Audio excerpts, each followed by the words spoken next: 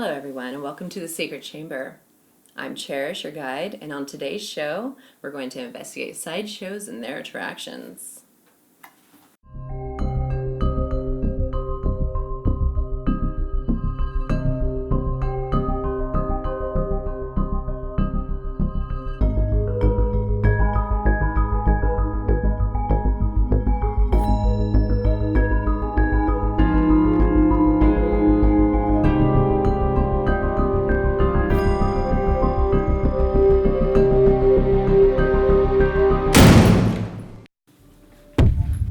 Originating in England and popping up for decades all around the country was a fascinating new form of entertainment known as the sideshow.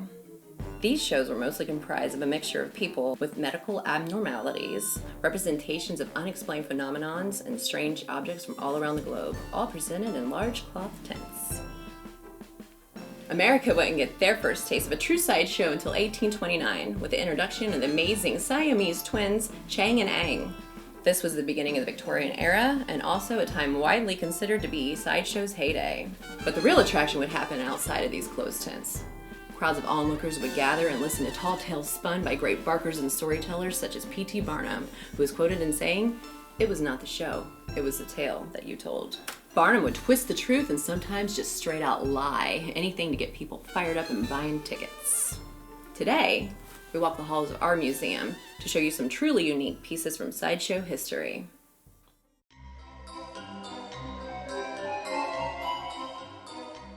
In 1842, Barnum decided to commission a piece which required a monkey skull and an old mummified skeleton fish body. These two items, which were strange enough on their own, were fused together, and it made the world's very first Fiji mermaid. The original Barnum Fiji mermaid had scales, animal hair, and even breasts. Its mouth was positioned wide open to reveal its teeth.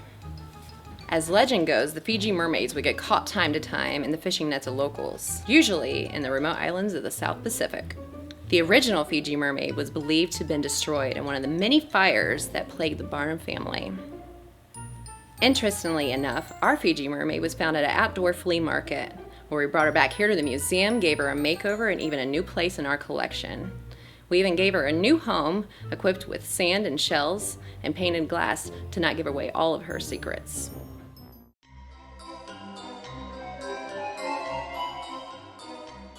This next story comes to us all the way from Puerto Rico, where locals fear for the lives of their livestock being drained of blood from a creature known as El Chupacabra.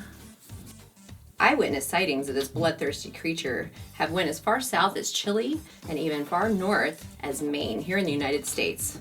There's even reports of it being seen roving farms in Russia and the Philippines. Although scientists say that there is little in the way of proof, anyone that's ever come in contact with this little bloodsucker would like to argue that the possibility should not be taken lightly. Freak shows and sideshow attractions have had many versions of this creature throughout time.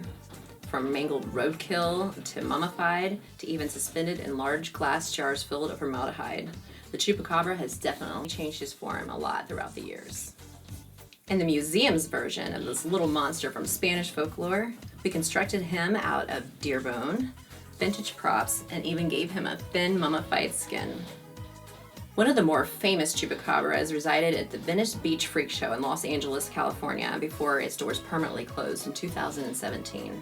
Thousands would come every summer to see what wonders they had to offer, and to step back to a time when seeing was believing.